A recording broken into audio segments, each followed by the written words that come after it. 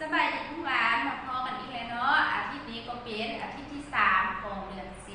10มื้อนี้ก็แม่นวันจันทร์ที่18เดือนตุลาเดือน10ปี2021อาทิตย์แล้วนี้สาวครูพาพวกหลานเรียนมวยหยังพวกหลานจือบ่อาทิตย์แล้วนี้สาวครูพาพวกหลานเรียนมวยเงินของเฮาอาทิตย์นี้สาวครูจะพาพวกหลานมาเรียนมวยเข้าพรรษาและออกพรรษากิจกรรมทั้งหมดก็จะเข้าสู่บทเรียนสาวครูจะพาพวกหลานสร้างบรรยากาศให้มีกันเนาะสาวครูจะพาพวกหลานโอ้ผีบ้านนาของเขาเอาพวกหลานมาเป็นพร้อมสาวครูเลยเด้อบ้านของเราสะอาดงามตางามแค่นานบ้านนาอย่างดีลมเย็นพัดมาบีลมเย็นพัดมาบีหมดสีอีลีบ้านนาเฮาเอ้ยหมดสีอีลีบ้านนาเฮาเอ้ยเอาพวกหลานมาต้องสวยๆแดงมาเข้าสู่บทเรียนทำเลยเนาะมื้อนี้สาวคุณจะพาพวกหลานมาเรียนเกี่ยวกับหมุนเข้าพรรษาและออกพรรษาสาวคุณจะถามพวกหลานบุญเข้าพรรษาและออกพรรษาแม่เพิ่นกำหนดเอาวันที่เดือนใดของทุกปีพวกหลานรู้บ่คันถ้าพวกหลานบ่รู้สาวคุณสิเว้าให้พวกหลานฟังกันเนาะบุญเข้าพรรษาแม่เพิ่นกำหนด15ค่ำเดือน8แม่บุญเข้าพรรษาของทุกปีบุญออกพรรษาแม่เพิ่นกำหนดเอา15ค่ำเดือน11เป็นมื้อบุญออกพรรษาของทุกปีพวกหลานจื้อบ่พวกหลานบ่จื้อสาวคุณสิเว้าให้พวกหลานฟังบุญเข้าพรรษาแม่เพิ่นกำหนดเอา15ค่ำเดือน8เป็นมื้อบุญเข้าพรรษาของทุกปีออกพรรษาแม่เพิ่นกำหนดเอา15ค่ำเดือน11เป็นมื้อบุญออกพรรษาของทุกปีแต่ว่าปีนี้พวกเขาแม่น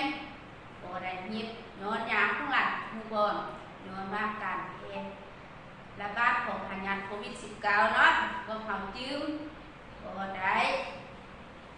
จัดพวกหลานจื้อบ่ถ้าพวกหลานจื้อแล้วสาวครูสิพาพวกหลานไปเรียนวิชาเพลง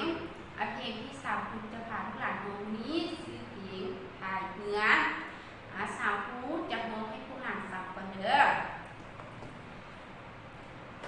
เอาพายเอาพา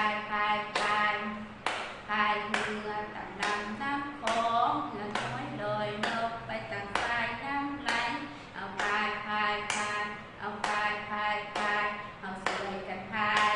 โอเคให้ร้ายถูกเงือพายโปรไปโอเคให้ร้ายถูกเงือพายโปรไปพวกหลานคงได้ระบบปัญหาพวกหลานคงหันใดพวกหลานโตเย็นมองเด้อวันที่สาวครูสิพาพวกหลานมาพบท่าทางไปพร้อมกันเลยเนาะเฮ็ดพร้อมกันเอาพายเอาพายเรือต่างลำน้ำคลองเรือน้อยลอยลงไปต่างสายน้ำไหล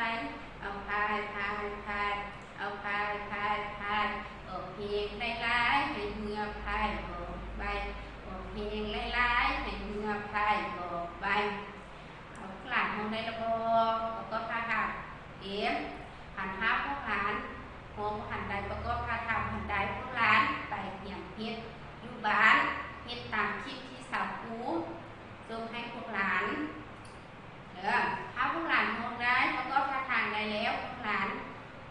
ส่งเป็นคลิปวิดีโอมาให้สาวครูเบิ่งเด้อวันนี้สาวครูสิถามพวกหลานมื้อนี้สาวครูพาพวกหลานเรียนว่าหยังพวกหลานจื้อบ่มื้อนี้สาวครูพาพวกหลานเรียนด้วยบุญเข้าพรรษาและบุญออกพรรษา เดี๋ยวค่ะผู้หลานห้องเพลงยังผู้หลานติวบอลมือสาวถูกกับผู้หลานห้องเพลงถ่ายเหนือผู้หลานติวเลยเนาะมาดิสาวคุณสิให้ผู้หลานพักผ่อนเข้าห้องน้ำล้างมือแล้วสมุนนาจืดกับตื้มเนาะนะคะอ่านกิจกรรมมงคลของพวกเขาก็เวิร์ดอย่างซ้ำนี้ขอขอบใจ